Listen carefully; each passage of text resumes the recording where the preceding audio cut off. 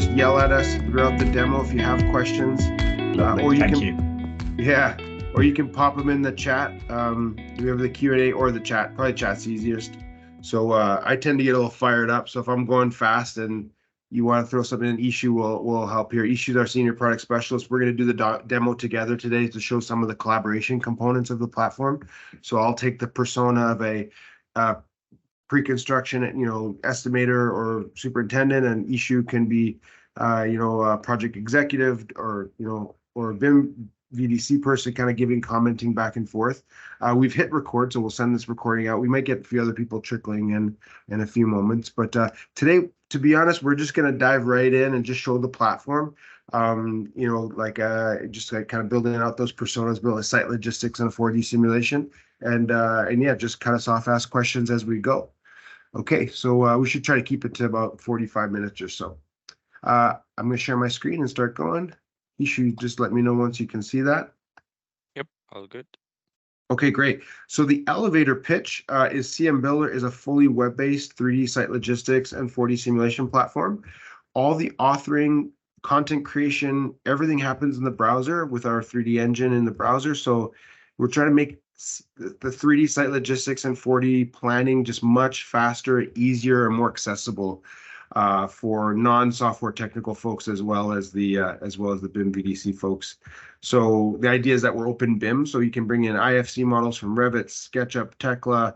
We take FBX. We take a few different file formats. You can bring in your drawings, all your project artifacts, drone scans, textured mesh files, survey data, etc. And then all these temporary works, all your cranes, hoists, fencing, lorries, as you say in the UK, good afternoon from the UK, lorries or trucks, as we say, are all coming from a catalog inside cmBuilder. It's just drag and drop and really fast and easy to do, fully parametric. So this is like starting with the finish. I'll come back to this at the end because I'll talk a bit about the collaboration pieces as well and getting some of the benefits of being fully web-based, like sharing links, not files, and working multiplayer mode and commenting, all that kind of good stuff.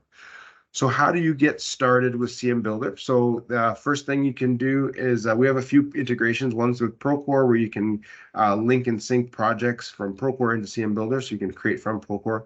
We also have an ACC integration, more on the model linking and syncing side of things. But if you don't have an integration set up, that's fine too. You can just hit create, define where you are in the project status. Most popular use case for cmBuilder is in pre-construction, bidding, and planning. Say 80% of our customers and use cases around that. 20% would be in construction, updating site logistics plans on a more dynamic basis using as-built reality capture data, all that kind of good stuff. So let's just define us as the bidding phase, and we'll just call this open demo. And closed project versus org wide. What is this? If you want a little extra security, maybe you have a client that has extra level of confidentiality. You set the project to be closed. Every user will need to be granted an administrator needs to grant you into that project. Org wide means it just defaults to your user permissions and roles, which are standard in the platform. So you just whatever your user permissions are, everyone can see that project. Let's go to London here just to start. So the way cmBuilder works is you enter an address anywhere in the world, or lat long coordinates if you're doing horizontal type work, and you instantly get a preview of your site in context. So in street view or satellite view, you can move the pin around a little bit here. So let's imagine I'm going to go up here. I can set this as my new address. So 50 Leicester Square, London, UK. You can adjust the size of the map tile as needed. And then let's say you're good with medium, you hit go. The idea here is we're trying to get you up and running with your site in context very quickly, right? It's all about speed. Some of our customers tell us they used to spend half a day just getting their site in context, all the various project artifacts, just to look at your site in context. So here in a matter of a few seconds, you can generate a preview of your site with the option to have a topographic map. Starts with satellite imagery, but you can adjust the topo from there. We have terrain editing tools. Or you can have a flat map. If it's relatively flat, it's just a little simpler to deal with. You can adjust the thickness of the map. More or less everything inside cmBuilder is parametric in nature. So if you want to play around with the thickness of the map tile for deep excavation, oh, I think I broke something. Good thing about fully web-based product, I'm just going to do that again. So there's refresh the page. I think I clicked start a little too quickly before it recalculated the thickness of the map tile there. I got to give it a second just to recalculate. So where was I? I chose the 50 Leicester, right? So let's go here. Let's look what, yeah, 48. Okay, this time. Hit generate.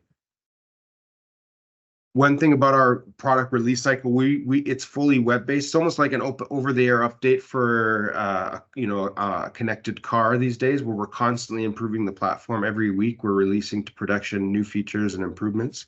So just refresh the page, you get the latest features, right? We're always trying to make the product better. So there you go. So I've set my project here. Now just notice this resolution of this map tile will improve over the next few minutes. We post-process the image to just be a little faster. Each of these auto-created massings, like the Londoner here, they're auto-created, but you can adjust them, right? So you can move them around. You can adjust the map tile. These are starting point massings, simple massings that you can go in and you can replace them with your own massings inside cmBuilder, or you can bring in your own project artifacts as well. So this is like a Google Earth image that's been brought, the 2D image that's been draped on top of the map as a project on terrain feature. Okay, so and then the idea here is that you can also bring your ortho mosaic imagery on top of the map tile as well. So if you have like high res imagery that you projected on the terrain from a drone or something like that, you can improve upon the site with your own information coming from various sources. Same thing for the 3D side of things. So if you have a 3D mesh that you've captured with a drone, whether you're using Drone Deploy or Propeller or whatever software you guys are using, you can bring that 3D mesh file inside cmBuilder for existing conditions. And then the nice thing about this is you can continue to design your site logistics and validate pick points and these type of things on top of the mesh. So some of our customers use this as an ongoing way to update your site logistics plans over time. So the idea here is that enter your information, get started very quickly, bring in your own project artifacts and go from there. So I'm going to start with a clean site. So I've brought in a Google Earth surrounding building mesh. This is like really easy to do. Google Earth just recently became open source. Getting this level of like surrounding building into cmBuilder takes a matter of minutes now.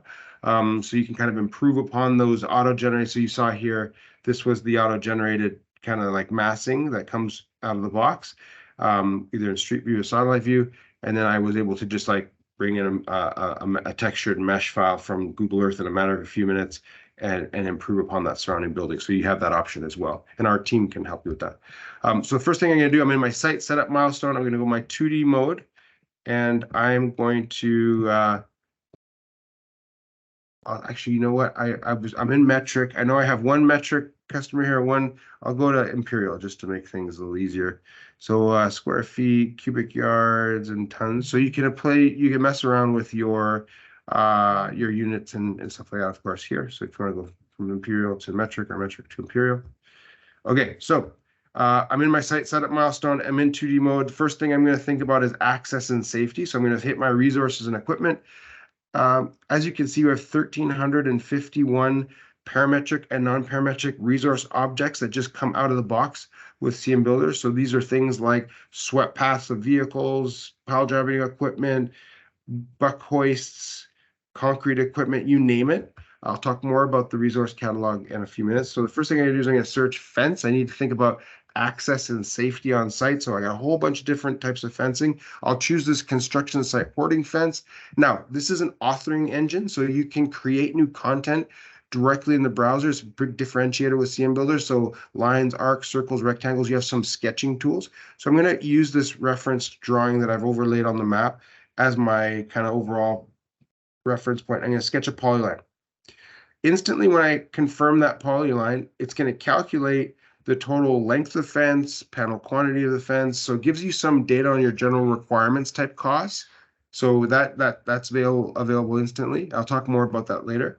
But then if I hit done, I go back to 3D mode. This is where we talk about accessibility and ease of use. Like you just sketch a polyline and it generates the fence, right? And I can come in here and double click.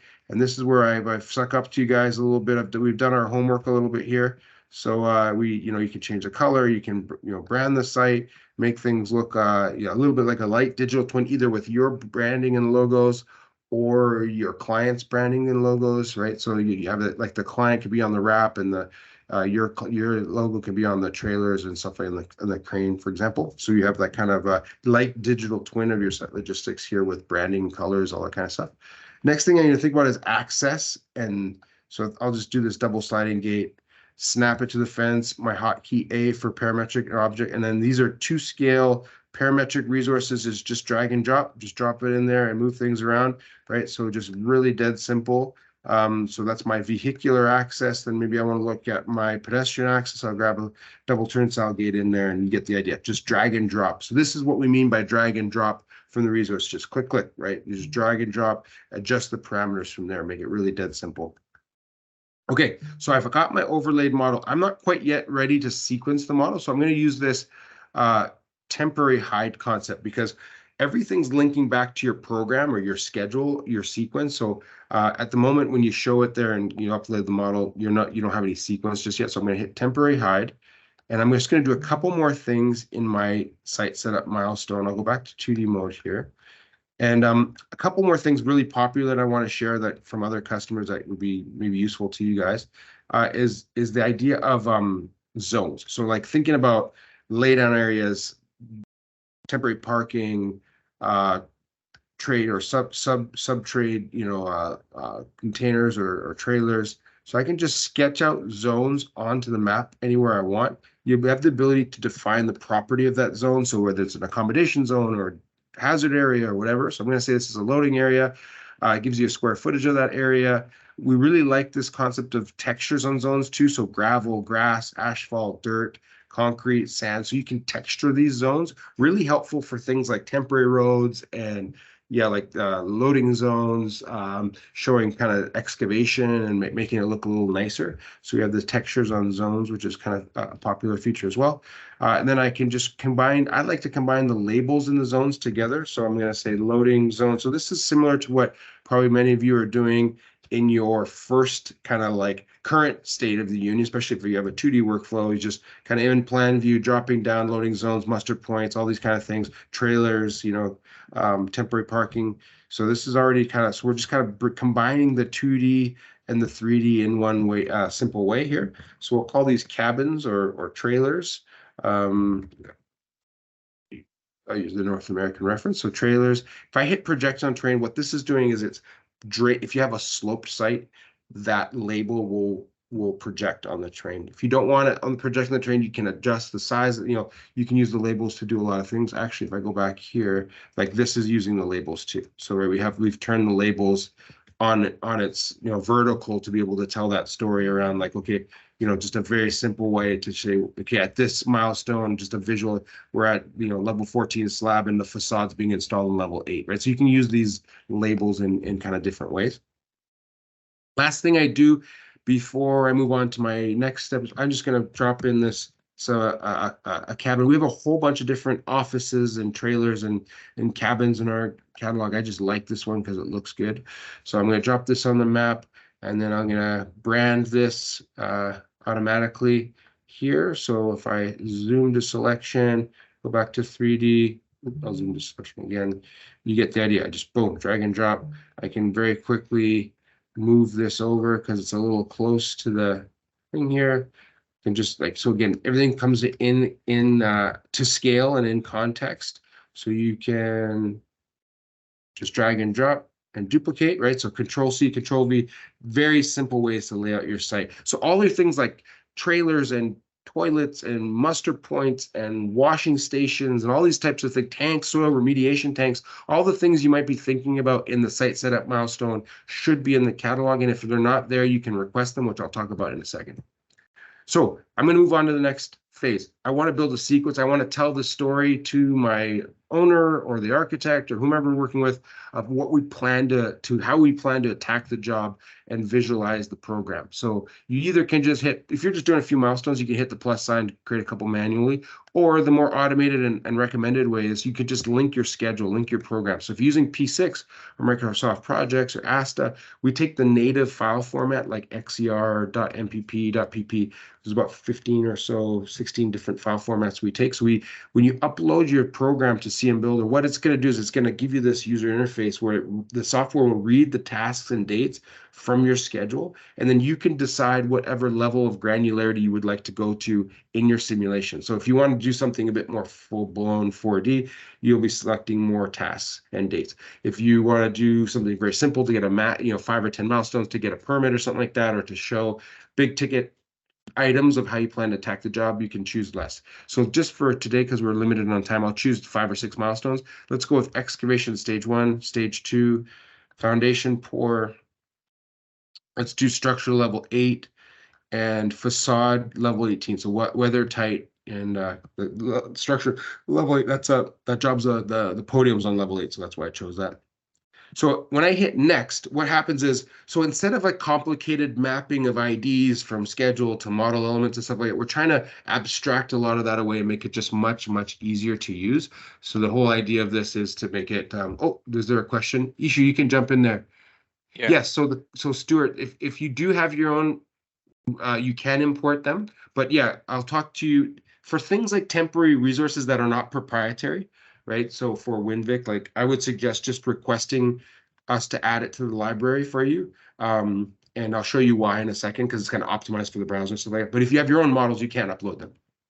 It's just they won't be instanced and like optimized for the browser. And things that are not proprietary, I suggest just tell us to put it in the catalog, and then you can color them and brand them the way that you want. But you can upload your own if you wanted to. Okay, so let's just go ahead. So I've selected these milestones. I'm trying to make it much simpler in the simulation, right? So I'm going to apply these milestones to my simulation. So we call them milestones. I know that there's a term for that in construction, but each one of those tasks and dates now become up here this modal. We call this the milestone manager. So that essentially took those tasks and dates and created a milestone for each of those inside cmBuilder. And the way the logic works is that we've created a cmID, an ID under the hood for that element. So if you have a new program in a month from now, you can just update with new schedule. So you update a new version. So it's like a versioning control that will take the old program, replace with the new program, and all the dates and all the things will update automatically and move. So you don't have to redo the sequence. So same thing for the model. So if you have a new BIM model available, this is part of what our ACC integration does, is kind of links and syncs new model versions and stuff like that. But you have a new model, you just upload the new model, it will tell you what's changed, but it will keep the sequence as best as it can. So you don't have to redo the whole sequence. Sometimes if you add new parts to the model, you might have to find a home for those new parts, but you don't have to start from scratch, right? So you have an idea of the versioning control. So I'll show you how this works in practice. So I have my excavation stage 1 task. I'm going to go here. So basically, everything links back to those milestones, which is linked to the program, right? So this is the idea. So basically, you're going to say, okay, at the end of excavation stage 1, what's the site going to look like? So I could swap out this drawing. You can overlay multiple drawings, geotechnical, structural, architectural, plan view drawings, whatever you want. But I'll just use this structural drawing as a reference. I'll just cut into it. So I'm going to go to my excavation, cut, and I can say, okay, this is not very realistic, but I'm just going to show you what a feature function looks like here. So I'm going to do a simple 2-cut sequence as per my program here. I got excavation stage 1 and stage 2. So for stage 1, I'm going to cut into this drawing. And you can either control with sliders the depth of this cut. So I can say, okay, 12 feet deep. I can control the face of each cut individually or all together. So wall slope ratios, 4:3 versus 2:1, or whatever your rules are of the forces of your excavation from bulk or detailed excavation. You can slope in, slope out, and control this individually. Let's just imagine, you would never do this, but I just want to show you how it can work. So imagine the C wall would be vertically short and the other backfill and slope or whatever. So I could just do that. So I'm going to create this cut, and then I'm going to go to my next excavation stage 2, and I'm going to do a second cut, right? So this time, just to show you feature function, I'm going to not backfill and slope. I'm going to say it's all vertically short. So I'm going to do a second cut. I'm not going to slope the walls. I'm going to go down 24 feet deep just to show the dramatic difference in size. I can color each cut individually.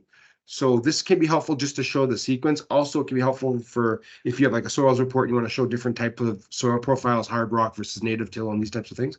So you can control the color of each of these individually. So I've just done a second cut.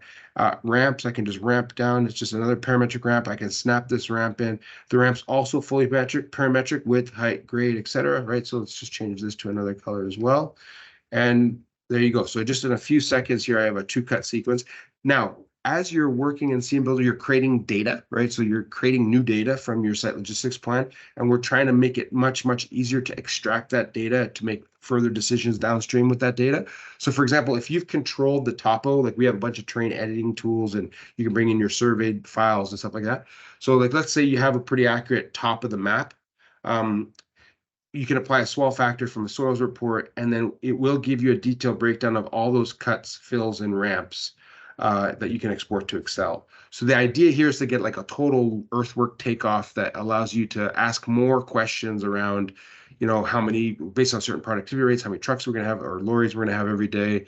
Where do we stage these trucks in the neighborhood? Do we need to have temporary, do we need to have like, staging or rent sidewalk or, that kind of stuff. So you're getting data as you're working, and you can export that to Excel for takeoff. Okay, so next thing, I want to talk a bit about one of the most core valuable things inside cmBuilder, which is this idea of like optioneering or running different studies. So this project I created today, right, open demo. Inside a single project, you can have as many scenarios as you want. So you can run a 1 crane, 1 hoist scenario, duplicate that over, and then go 2 crane, 2 hoist. Or one thing we see a lot is the client maybe gave you a tendered program, like, hey, here's the schedule, tender it, but you have a proposed alternative that you think that might help you win the job. You can run another scenario, maybe for prefab or modular or different excavation sequences, top-down construction. We've seen a couple customers proposing that, like they're doing top-down construction to try to save schedule. You can run those scenarios very quickly from there. So for example, if I want to show like a different types of options with regards to shoring. I could just go into here, go into my resources and equipment, excavation and shoring. We have a whole bunch of different options here, right? So I can search soldier pile, wood lagging soldier pile. So I'm just going to sketch across this face of elevation polyline. That's going to be my wood lagging soldier pile, and I'm going to bring it down. And I say, okay, this option is the wood lagging soldier pile option, right? It's fully parametric, just drag and drop.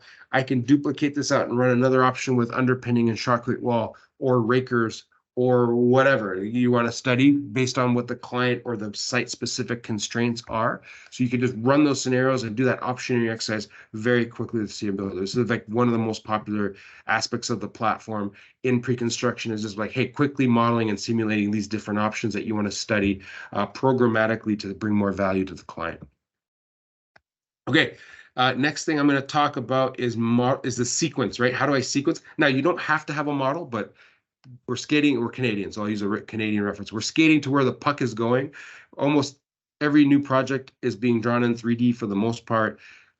Because we're open BIM, you can request those models and upload them into cmBuilder, and it's always better if you have a BIM model. You don't need to. I'll show you later. We have a massing tool where you can sequence from a massing tool as well. But by far the most popular and easier way to do this is ask for the model, sign the waiver that tells you you're not supposed to do anything with it, and then build your logistics and your 4D from that Revit model or that SketchUp model or Tekla model, for example. So the way the sequencing works, there's 2 ways to do it. Now, this is where you access the tree. If you use IFC, we have a whole bunch of filtering stuff around attributes and different types of the IFC elements. But so I'm in my foundation pour milestone. The simple way to do this, if the tree is well organized, is you literally just go to that part in the tree that you want to show at that milestone. And either for demolition, you can end at this milestone, or for the new one, you just say begin at this milestone. As soon as I do begin at this milestone, all these parts you see here are linked to this milestone, which is linked to the program. So again, if the dates shift or move, everything's going to follow. And I basically said, okay, if I go back, they're not there. If I go that, they're there. And they stay there from now. Because typically when you build the foundation, you build it once and it stays there. For resources, we have this concept of from and to, which I'll show you in a second, because things show up and leave throughout the job. And you want to we want to tie 3 things together with cmBuilder: the program, the model, and the temporary works, all your temporary resources, the things that show up in Leap. So I'll show you how that works here. So I've turned on all the foundation elements that we're going to execute in this milestone. And the next thing I'm going to say from a planning perspective is, okay, what means and methods? What type of equipment do I need to execute that scope of work, right? So I'm going to search my catalog here. I need some concrete equipment. So I'm going to search concrete. Instantly get access to this, all the concrete filtered equipment. I'm going to drop this resource, this parametric concrete pump truck. The concrete pump truck is fully parametric, just drag and drop. These resources, outriggers, boom arm, everything is controllable either from the 3D here or from the sliders. Now, these are real world resources that are coming linked to the manufacturer's spec sheet, boom parameters, pump parameters, etc. So this is how we build out all our resources. They're coming from real world resources that you plan with the real life constraints. And then if you have, like I say, a concrete pump truck that you like and we don't have, or sorry, that you need and we don't have, especially like different regions and stuff, you can just go up here to resource request and you can say, hey, I need a crane, X, Y, Z. And I'm going to just drop this. I can put the spec sheet of that crane and we'll put it in the catalog for you. And there's no cost for that. So if there's something you need for your planning, request it, we build it. This is how we've gotten to over 1,300 resources. We have customers all around the world every single day requesting resources, and we're just constantly adding them to the library and improving upon that for everyone and every next incremental user. So if you need something, request it, we build it. Typical turnaround, it depends on your subscription level, which I'll show you in a second, but typically it's 24 to 72 hours turnaround times. Okay. Next thing I'm going to do, I'm going to build up my loading zone here. So I'm going to drop in a concrete pump truck or concrete lorry here. So I'm going to drop this on here. Okay, so I'm going to put this here.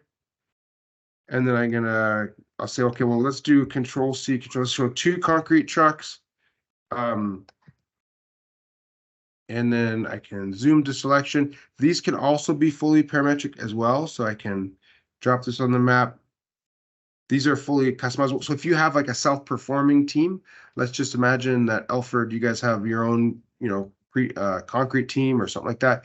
You can actually like color by scopes of work, different trades. You can kind of, brand it, color it, to make it a little bit more, customized or visual to know what the work we're performing, work we're subbing out, etc. So you can play around with that.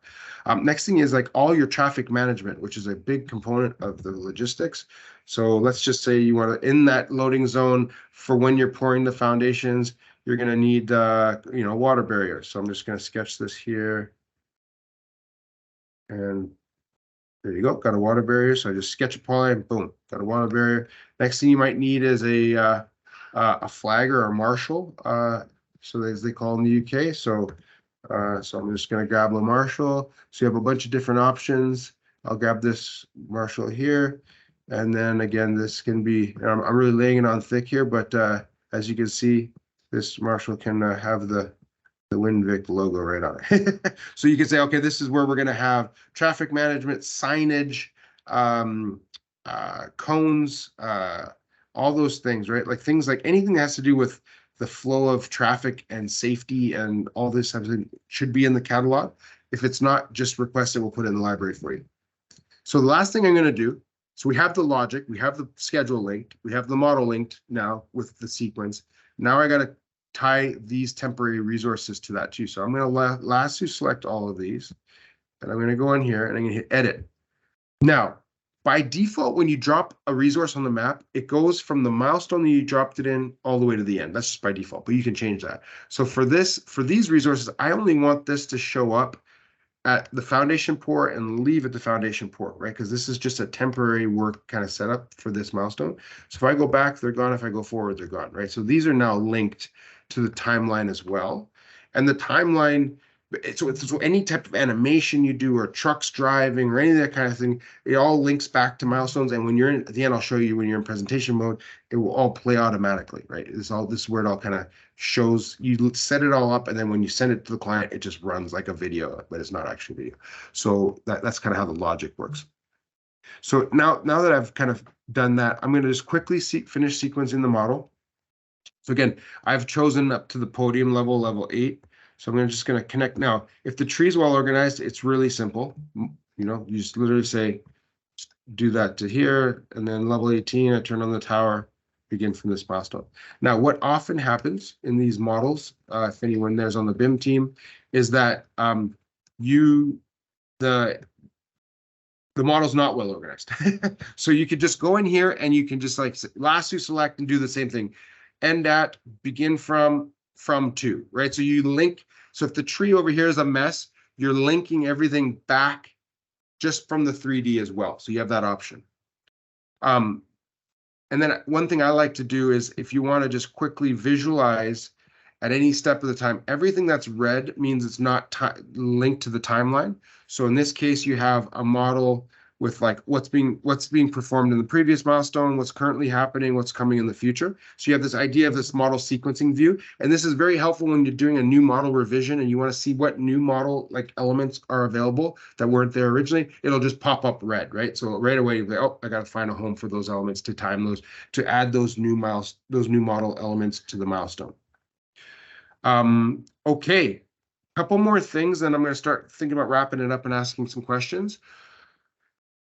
One thing that we see a lot is that the planning department builds a program or schedule, and it doesn't necessarily encapsulate everything that you need to think of as a site manager or superintendent or the site logistics component. For example, would be pour breaks or something like that. So maybe you have a schedule that says level 2 slab, but you really want to break the level 2 slab into 4 pour breaks with scaffolding and formwork and different prep crews and stuff like that.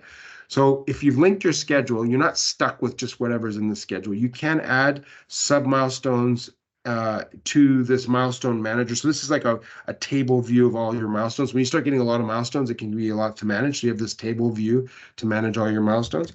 And you can just go ahead and add stuff. You can push and pull dates. You can do a whole bunch of stuff here. So let's just imagine I didn't have a crane installation milestone. So I'm going to add this to my sequence to do my crane planning.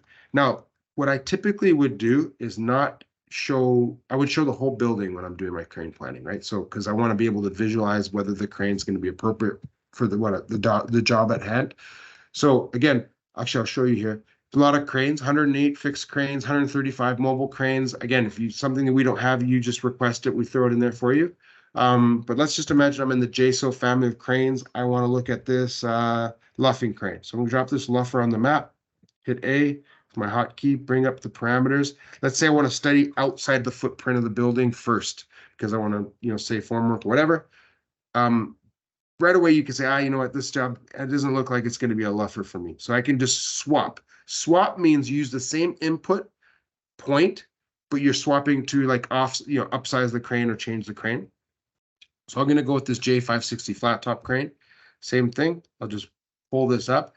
Now, this is a fully parametric crane linked to the manufacturer spec sheet like I showed you. It's probably hard for you to see, but that 280.5 there, that's the maximum allowable length of the jib as per the spec of the crane. So if you try to go beyond that, it's going to stop you and basically say, hey, you need to upsize this crane.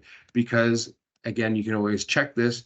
You gotta respect the load tables of that resource, right? So the load table's linked, and it won't allow you to go further than what's allowable by that crane.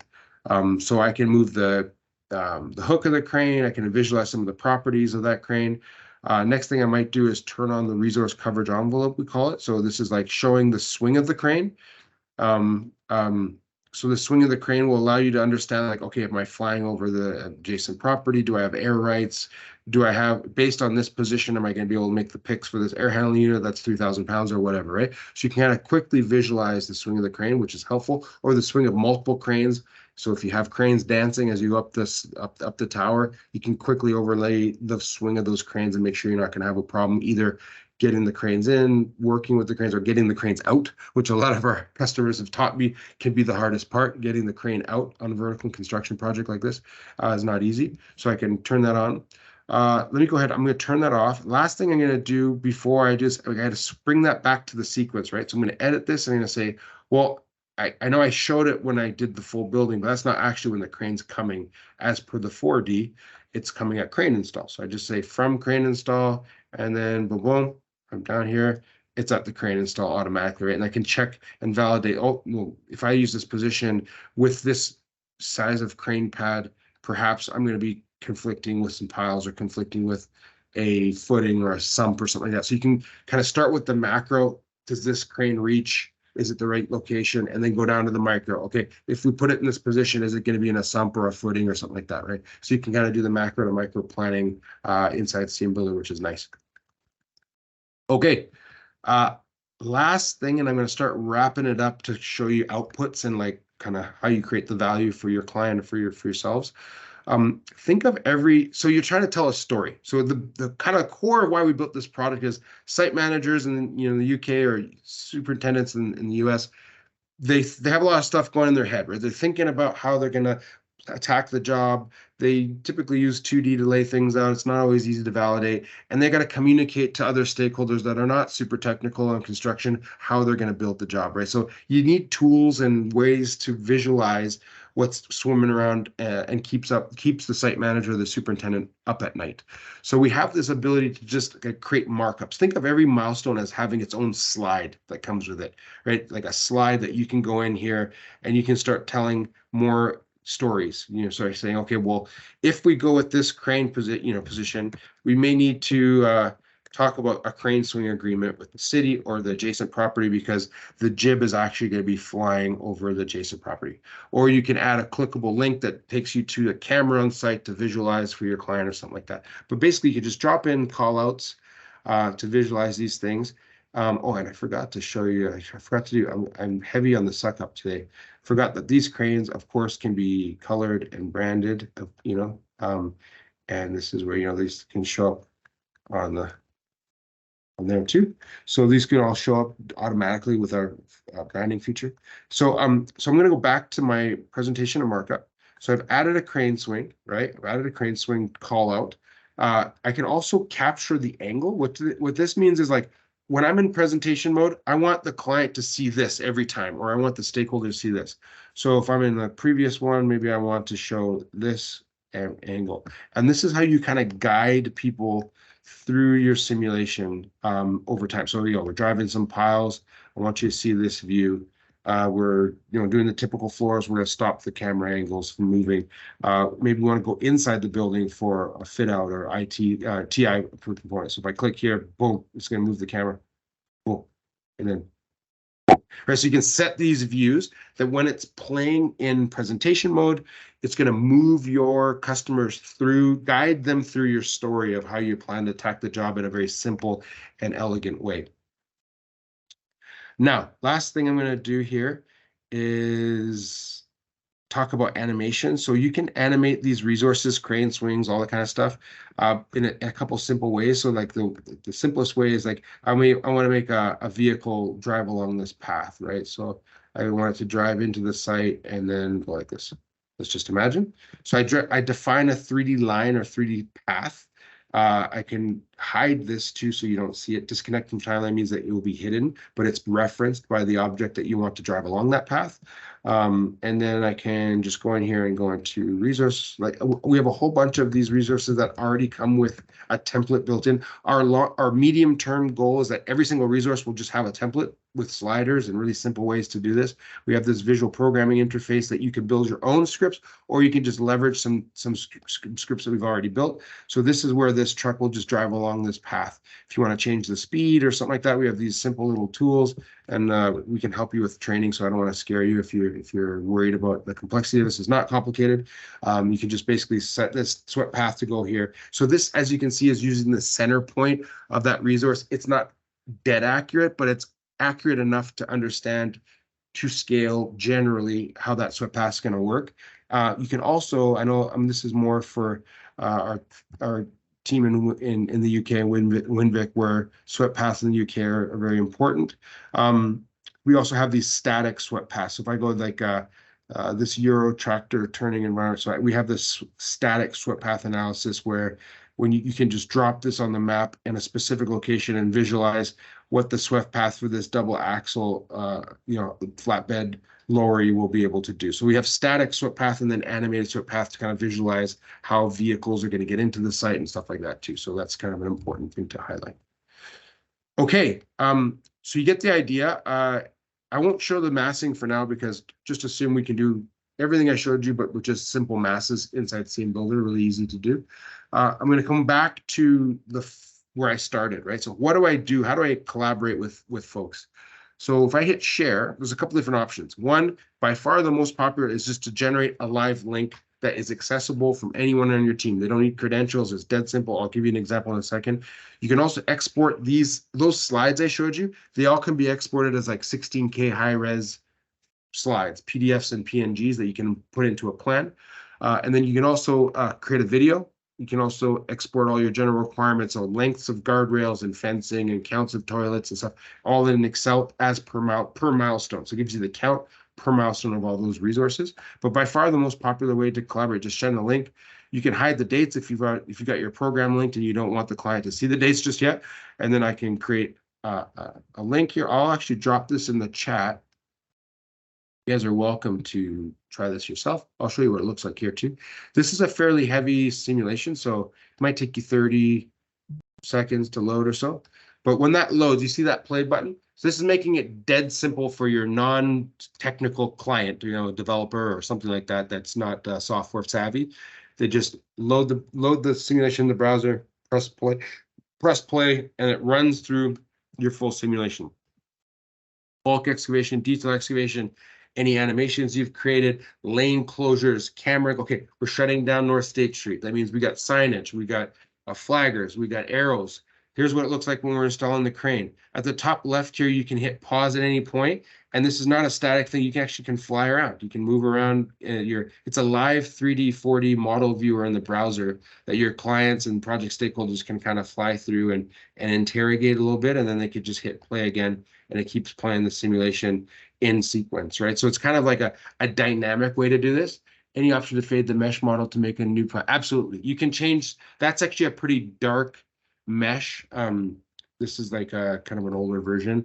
So there's different ways to change the lightness and darkness of the mesh. There's also some tips and tricks of like you can apply like a semi-transparent zone and it kind of like highlights so you can play around with a lot of those options to make the new project stand out a little bit more. Same for the massing. The massings can be set to be like opaque or semi-transparent.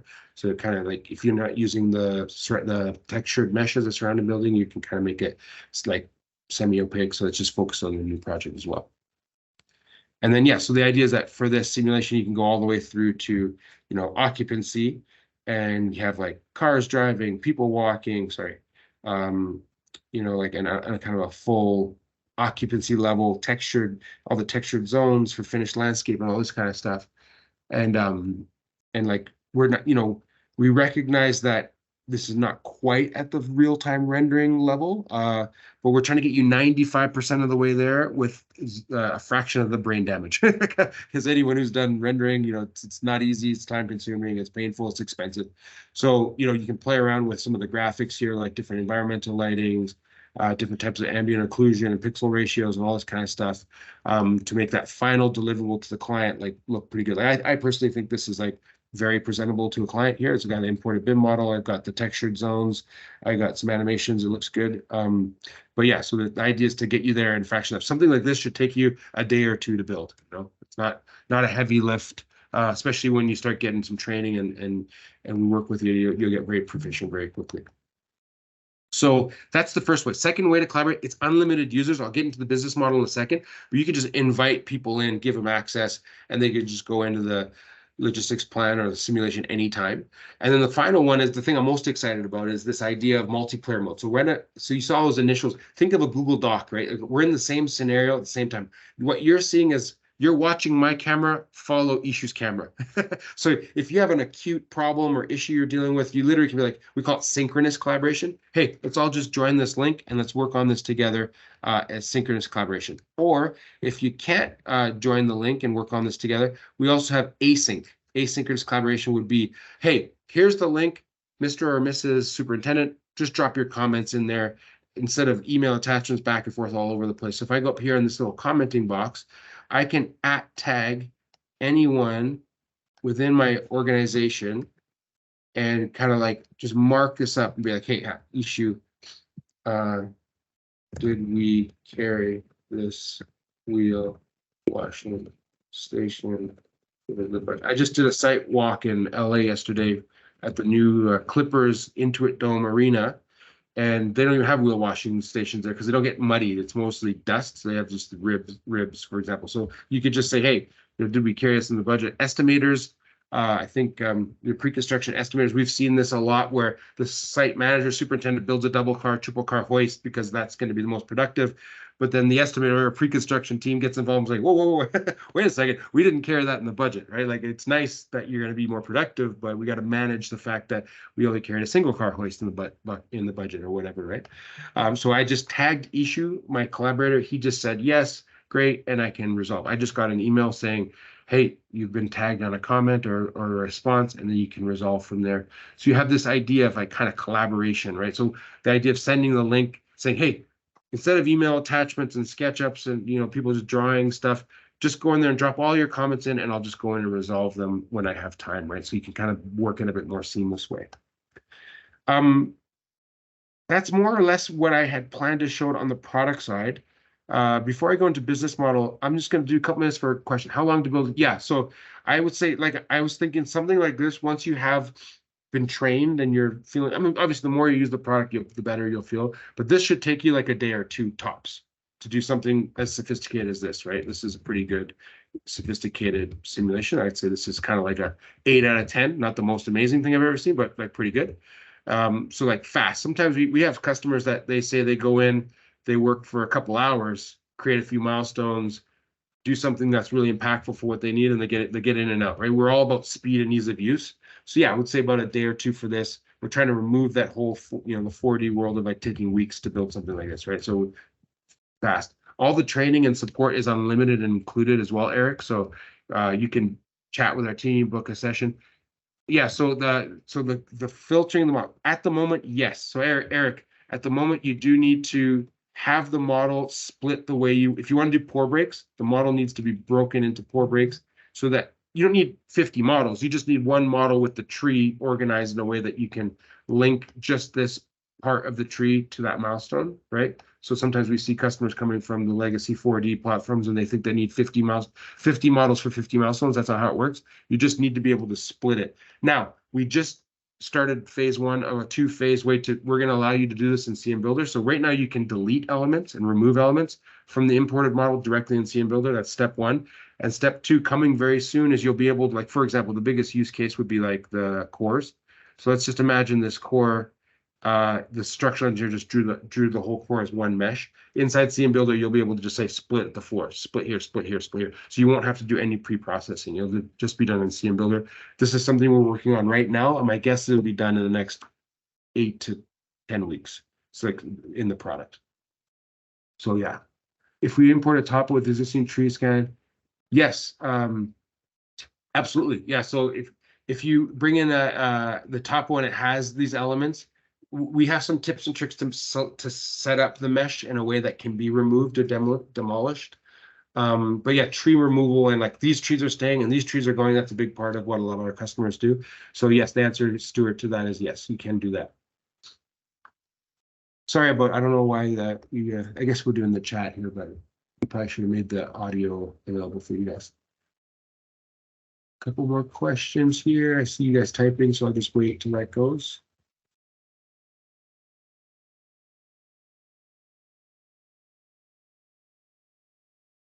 Not sure. Hi, Javier. Not sure it's Stuart from Winvic. Yeah, I think it works. Hi.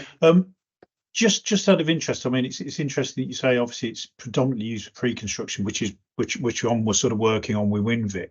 Are there many UK firms using this at the moment? Yeah, we got quite a few customers in UK. Lang O'Rourke, Galford Try. Okay. Who are some other ones? One of our largest customers, Tilbury Douglas, enterprise customer. And then some like John Paul Construction, Ireland's a pretty big market for us as well. Sure. So we got quite a few up in like the Nordics, yeah. A little bit of parts of Europe. Yeah, I mean, I'm going to use this obviously as a sort of selling tool now to our sort of director. Mm-hmm. We sort of work mainly on sort of apartments, student accommodation, sort of hotels. So, multi-level sort of accommodation, exactly like this. Who's the best person to then sort of speak to for the sort of next step to get any sort of confirmation of those sort of UK firms, any sort of case studies and bits and pieces? that'd be me. I'll send you a quick email if you don't mind with my Brilliant. contact information, and Great stuff. we'll be sending out this recording too, so you're welcome to use that with the team. I actually have met with Yeah. a few of your teammates previously. I can kind of follow up with you on that because I think there was others on the BIM team that were interested as well. So maybe we can triangulate and kill two birds with one stone. Yeah. So yeah, I'll send you a note. That'd be great. Thank you. My pleasure. Eric, was there another question there before I go business model? Yeah, case studies are fine. Certainly interested in that. The recording will be helpful for people that were interested but couldn't attend because of the conflict. For sure. So is there a roadmap essentially that's available as far as future development and items in the works? There is. We typically don't send them out to only specific customers, but I'm quite happy. I'll send it to you. This is kind of what we're working on at the moment. So what's recently just been launched, our ACC integration element, removing models, geolocation. So we have the local reference system. So like we have the global coordinate system, WGS84, but each local coordinate system is slightly different. So we've added a local coordinate system, textures on zone. So this is kind of like some of the new stuff. Some of the stuff that's coming soon. It's funny, this is a little bit, we already launched this, obviously, attributes, bunch of stuff here. So I can send this over to you and you can kind of comment. We have a timeline coming where the start and finish in presentation mode, it'll just show you where you're at throughout the whole thing directly in the product. So a lot of people add that in post. So we're going to build it right into the product, the sequence. So yeah, I can send this to you as well. Okay, so I saw it at AU a couple weeks ago. Really cool product. Doing my due diligence, there's a couple other vendors in this space essentially. So just trying to compare the feature sets and what's available now and what's coming against those. I won't mention them, but sure. But do you feel that you offer a significant advantage in terms of ease of use and speed of developing a completed simulation? Yeah, so the way we would categorize, I know the market quite well, as you can imagine. I'm spending my time all day long, every day in it. So there's basically it's bifurcated. You have the legacy platforms, so Synchro and Fuser are the kind of the legacy. They've been around for a long time. Powerful, for sure, good products. They're high value, high effort, high cost, right? So you need highly trained people. They're expensive per seat models, difficult to scale throughout the organization. So there's pluses and minuses with those legacy platforms. They also take a long time. So they're good if you have 3 weeks or a month to build something amazing, but not so good if you need to bang something out in a day or two. So that would be kind of on the high end, and then 97% of the market uses Bluebeam and Excel or like 2D, right? So that, to be honest, and then there's some in the middle, people hacking together SketchUp that are trying to make hacking basically a product not made for this, but trying to model in SketchUp. But so those are kind of what we see. So I'll talk about it now. One of the biggest differentiators is this idea of a platform, right? So it's unlimited users across the company. We don't charge by seat. So we have 3 plans: Standard, Premium, Enterprise. Standard is all your core functionality for $5,000 per year for the whole company, just under $5,000. Premium is like premium features, so some of the branding and textures and everything that is a kind of presentation quality enhancement would be in your premium package. Starts at just under $9,000, including single sign-on. For you on the Winvix side, Stuart, we do offer local hosting as well. So if you need the UK hosting, we do offer that as part of our enterprise plan to choose where your data is hosted. So a lot of those companies I just named to you, that was a strict requirement from a UK data sovereignty perspective to have we use Azure. So Azure UK South is our hosted solution for our enterprise, and we can talk about that. And then the idea is that the way we don't do by user. So how do we do this? We start with 5. It just comes with 5 active projects. What is an active project? An active project is read, write, you're sending links, it's active, right? The minute it's not active, it may only be active for a week or 2 in a pursuit, you can archive, and there's no limit to archive. So you can have as many archive projects as you want. You can have 1,000 archive, and you can unarchive. It doesn't lock, there's no shenanigans, we don't do any funny business. If a client calls you back in 3 months and says, hey, you're back in, you don't lose the data, you don't start over, you just unarchive it and start working again, right? So archive is like read only, and then active is read, write, and links are active. So you start with 5 just out of the box, and then you can always add project packs by 5 for $3,000 per year. So basically the prorated amount. So for example, we had a customer just recently, they started with premium, It was $9,000. It started to grow. It's, they wanted to add a pack. Yep. They added the prorated, like for $1,500, they added 5 more active projects, right? So if you use it more, you pay a little more. If you use it less, you don't pay any different than the base. So that's how our business model works. And, so it kind of has a lower cost option, and then you can kind of scale up from there. Are there any questions on the business model side of things? Just in terms of you may come onto it, so apologies if you do, but in terms of that sort of initial sort of training, how does that sort of work? Are there sort of online sort of user guides and other bits and pieces? We've got a fairly small team. It's probably only about 5 or 6 people who'll be using it, so that probably makes it a bit easier. Yeah. So what we would always try to do, not everyone does it. We have lots of customers, they just buy the product and we never hear from them, and they use it and they figure it out themselves because it's fairly intuitive, we hope anyway. But we always suggest to try to do 3 sessions with us at the beginning, about an hour each, and this will just get you through the fundamentals. Now, I didn't mention here, which is, I think, important, especially for Eric, if you're studying the incumbents. We don't charge for training. It's all included. You just pay your subscription, any resource requests, any training support, it's all included, right? We just throw the kitchen sink at you. We just try to get you to pay for your subscription, and then after that, it's all included. So we typically do 3 sessions. We would ask for that anyway, and that gives you the foundation. And then after that, you could just book ad hoc sessions as needed here. So we can book a support session directly from the user guide. We have a chat, so it's not a chat bot. It's a chat to an agent, right? So you can actually, if you don't need a whole call, you just have a quick question. Hey, how do I do this? You just pop it in the chat. And then we do have like a very robust user guide and support center with, like, you can search, okay, how do I, bring in a Revit model, right? So you have converting from Revit, or you just search what you need in the product. And then we have this a very popular tutorial concept. So we have this kind of like 17 4 to 7 minute videos that just go through all the core functionality of the product. So if you're more self-guides, a lot of people want to just teach themselves. That's fine. You can go through it and do yourself, or you can. Some of our customers want a little bit more hand holding. No problem. We'll just do as many sessions. Fantastic, brilliant. Thank you. Yeah, my pleasure. So I think so what I'll do is we'll send this recording, and then I'll send you both individually an email, so you have my contact information with some of this information. And then I just want to say thank you. I know we're up against the time, but I want to say thank you so much for taking the time today, and for signing up for this, and we really appreciate it. And we're trying to make the absolute best possible product and focus on the product side of things. We're not too heavy on the sales tactic stuff, so we're pretty straightforward. Pricing on the landing page, try to keep it simple, try to innovate and improve the product every week with good product velocity. So thank you very much. No, that's been fantastic. Thank you very much for your time. Really appreciate it. Thanks, Stuart. Thanks, Eric. Cheers. Have a great day. Cheers. Bye.